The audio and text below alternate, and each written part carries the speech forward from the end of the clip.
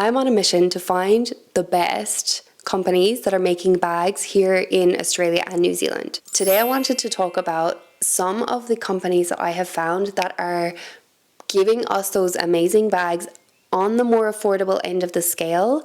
But yeah, I just really wanted to showcase some brands that are from my neck of the woods, which actually I'm Irish, but if you didn't know, I live in New Zealand. So Kiwi companies, Australian companies, we're going to talk about them all today, kind of like the pros and the cons. We're going to start with a bag from a company that I actually own, and that is from Oroton. And I feel like you couldn't do a bag roundup kind of company review thing without mentioning this company, because they are pretty much a giant in the world of bags, at least in Australia. This is the bag that I own from them. It's called the Colt. It might even be called the Small Colt or something like that, but it's a little baguette bag, and this is pretty much my daily bag. I use this almost every single day, and I've owned this for about 3 months, just over 3 months, I want to say. You've probably seen it in my videos before, and I love it.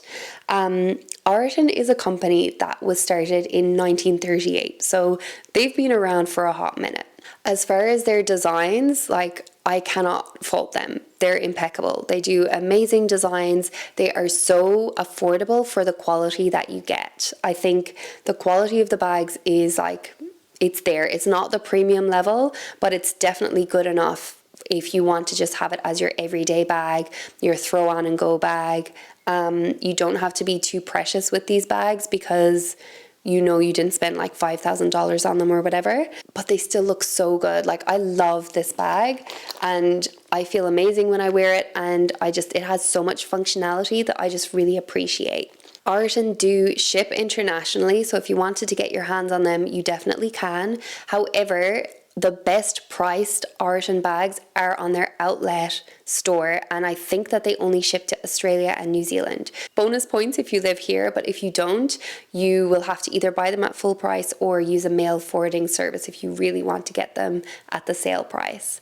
And the thing about Oroton bags is that they often go on sale. They produce so many designs and they have such a wide range to choose from that I feel like they just have this like influx constantly of new designs, and that's why they end up going on sale, because they just have so many of them. My favorite designs from them are probably the mica, either the mini or the small, which this absolutely screams Loewe. It's like not exactly a knockoff, but it's very inspired by the puzzle bag, and especially because it comes in the 2 different sizes, you know.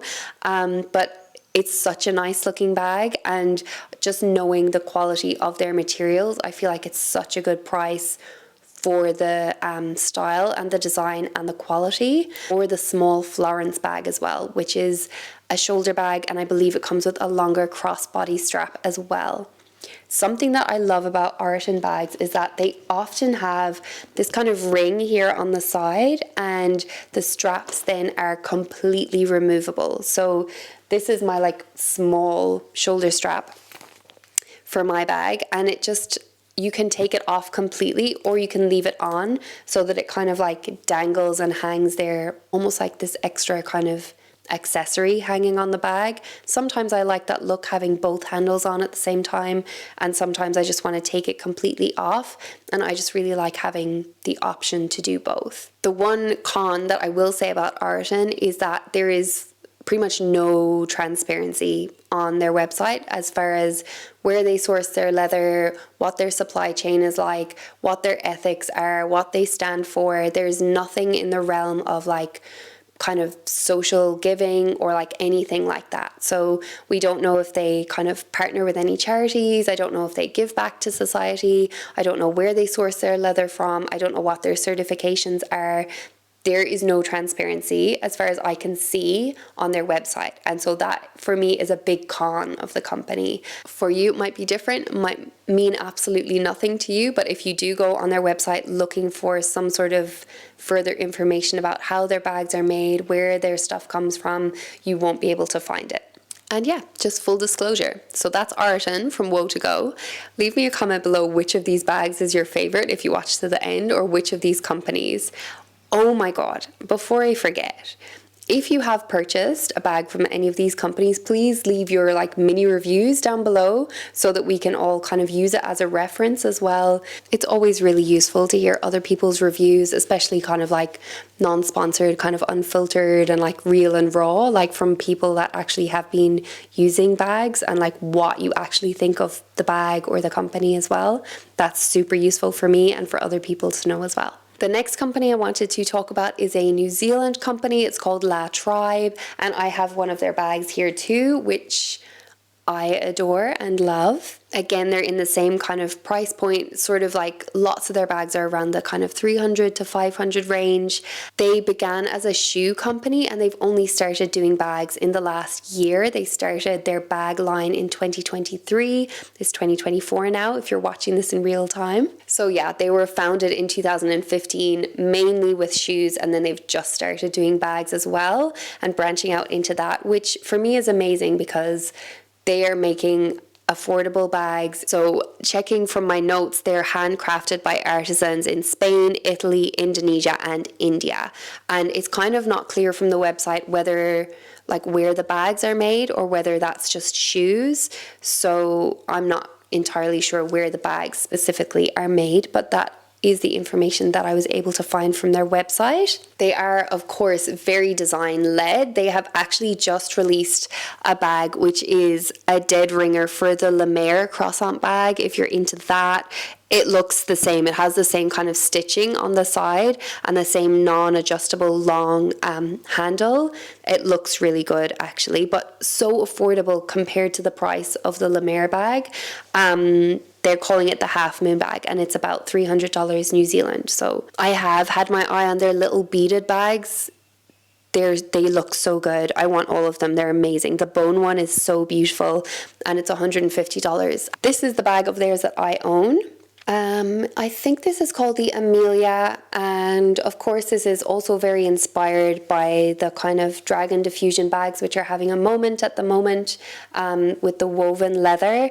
It's made beautifully, it's lovely, and it actually is just one big kind of empty like basket chamber on the inside, which I love, but it also came with a little drawstring pouch that you can put in there to keep your items a bit more secure if that's what you prefer.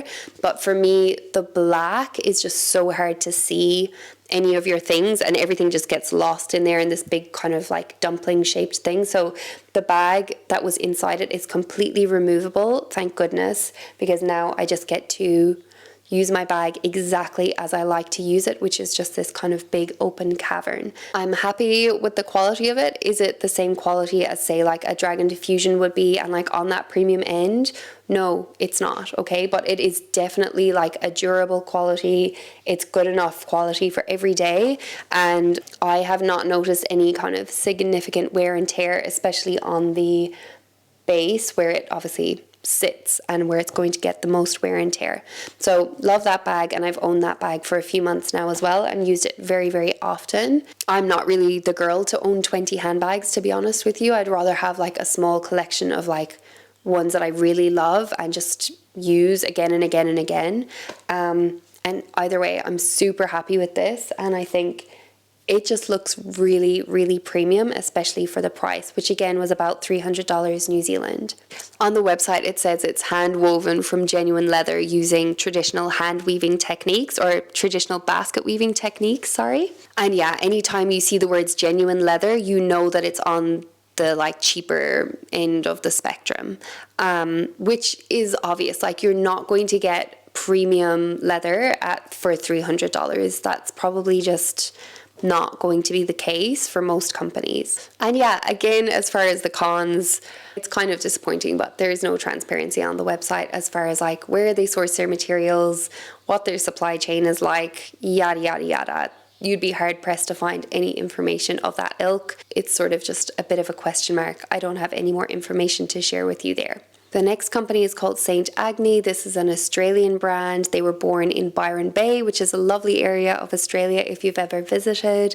And St. Agni are definitely doing a little bit more when it comes to transparency, ethics, social responsibility, and all of that. You can read a lot more about it on their website, but they partner with companies such as Carbon Positive Australia to offset their carbon footprint. Some of their, headquarters and bases are run on solar electricity, so a renewable resource, and they definitely have more information on their website as far as where their manufacturers are based, how many workers they have, and all of the different certifications they have, and steps they have taken to ensure that there is some sort of ethical standard being upheld within their suppliers. Moving away from ethics for a second, because I just know that's not everyone's cup of tea. Like, some people are just here for the designs, and that's totally fine. They have those beautiful woven bags, which I just really enjoy, and I think they are mainly made by artisans in India, because India is well known for leather weaving and having skills in that area. And then they also have these beautiful minimal designs, like their bonbon bag, or even the 90s petite shoulder bag. That's a lovely design. And I think that even though some of their bags are very sort of trend led, there's also designs that you can see that are just they're so minimal that I feel like they would be relevant for years to come, especially if it's your particular style. I feel like, for example, their paper tote, which has this sort of crinkled leather effect, that's so unusual. I haven't seen that anywhere else, and I feel like that would be something that, if you have a kind of a minimal vibe, is such a nice little unusual take that would be still relevant in years to come, because it doesn't really have any nods to trends at the moment. And I feel like, yeah, that would transcend the trend cycle. The first bag that I ever came across of them was a woven bag as well, but just woven with chunkier pieces of leather. And I just love that look. It's so slouchy, it's so undone. And yeah, I feel like it's not as, I don't know, I just feel like it's not as trendy as some of the smaller woven bags, which I also love. So yeah, I love their designs, and I think they're definitely making steps towards making an impact socially, ethically, all of that kind of thing. So that definitely makes me more likely to want to support a company like that. Next, I wanted to talk about a brand called Sancia. They're another Australian brand, and they also have a few different initiatives, such as $1 per order donated to charity. They use plastic-free packaging, they use vegetable tanned leather, and they use recycled metal in their custom hardware. Also, something that is lovely about them is that they use full grain leather, so that's more of a premium quality leather. They are manufactured in China. They don't have too much information, but at least they do have some information on their website. I know it's not their bags, but also their belts look really, really nice. I feel like the design of them is very unusual. Maybe not unusual, but I just find it's quite hard to find a good belt. So I would recommend checking out their belts as well if you're in the market for one. To me, Sancia are doing bags that are pretty, I would say, quite bohemian inspired. They kind of have those large buckles. There's something about their hardware that seems pretty bohemian to me, and I think they have some bags with those long spikes, and the spike just, it gives Chloe, it gives 2016. It just reminds me of being a little bit younger and back in my bohemian days, the things that I would have been into. I still do appreciate a little bit of boho energy, but yeah, they're very Chloe inspired, very 1970s. My favorite bag of theirs is probably the Aura mini bag. They do have a few really lovely designs. And there was another one which I can't remember the name of that I was also considering when I was purchasing my Oroton bag, which was a very, very similar kind of shape and size and idea. The last bag company that I really wanted to highlight is actually not really a bag company, but they do have a focus on leather goods. They're basically another Australian giant. They've been knocking around since 1932, but in a pretty stark contrast to Oroton, which has also been around for a very long time. They definitely are doing so much more when it comes to like their ethics and their responsibility. So RM Williams is actually a certified B Corp, which is something that I really appreciate about them. It means that they are actively looking to be certified and to it means that they're actually actively seeking out ways that they can be certified, that they can grow as a company, that they can be better and do better. And you can read their sustainability playbook that they have published online, which I have had a skim through. I've definitely read some of it, but not gone through it with a fine-toothed comb because it's very comprehensive. And so they are sourcing their leather more so from LWG, gold and silver certified companies, as well as the Sustainable Leather Foundation. Certified leather as well. So it warms my heart when companies are actually making an effort to not only make things that are beautiful, but then that are like they have traceability and accountability along the line. I'm not going to say that I'm somebody who is just like constantly making the best ethical choices with my purchases.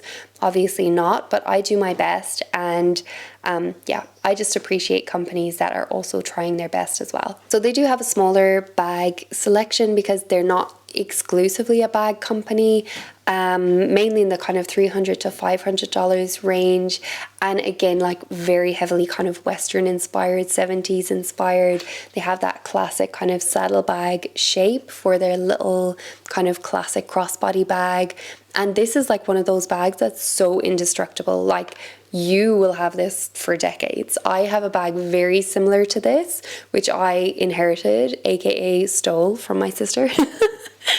And like it was the only bag that I had for like 10 years. It was the only bag that I used, and I'm still using it. It's still great. It's still one of my favorite bags. Very simple construction, very well made. I actually don't know what brand or what company it's from, but the RM Williams ones definitely remind me of that same sentiment. They are also using full grain leather, so you know that it's premium quality. And yeah, I just appreciate them, what they stand for. And I think they're making really cute little bags, so wanted to highlight them as well. I feel like for them, like the con would be that they're actually not so much like fashion focused. They're not so much focused on design, and it's quite tricky to actually find companies that are kind of getting the balance of both right. So they're actually like really knocking it out of the park with their designs, and then they also have that kind of social and ethical kind of like standing as well. So yeah, sometimes you kind of like have to compromise either on one or the other, which is disappointing. But yeah, either way, I just wanted to showcase all of these brands today, and also like kind of a shout out and an honorable mention to Status Anxiety as well, which is another Australian brand that I hadn't heard about before moving to New Zealand, and I have owned things from them in the past as well. They have lovely leather. I wouldn't say it's the most premium quality, but like quite nice, like soft leather. There's like, I don't know, I say they sit like kind of somewhere in the middle ground as far as like transparency and what they're trying to do. They definitely give some information, but I feel like a lot of it is also withheld as well. So yeah, you can read more about that on their website, but that's another brand that I have shopped from that are Australian and that are at least trying to do something towards accountability. Also, their designs are just so cute. Like not all of them, but like lots of their designs are very, very cute. Stay tuned for my part 2, okay? Because I feel like as soon as you start stepping it up in price, there are some really, really good companies, and I'm just so excited to talk about them. Is it important to you, like a company's ethics? I'm curious. Like you don't have to, I'm not saying everybody has to have these values or these like things that are important to them. For some of us, like design is the most important thing, you know, aesthetics are the most important thing. That's all the brands that I wanted to showcase for today. So thank you so much for staying tuned, and please do follow along if you want to see my more kind of premium end brand review, because I'm pretty excited for that one too. There's some really excellent companies when you get into the more higher price point, because they're just working with more premium materials, etc., etc. Thank you so much for watching, and I'll see you very shortly in my next one. Bye.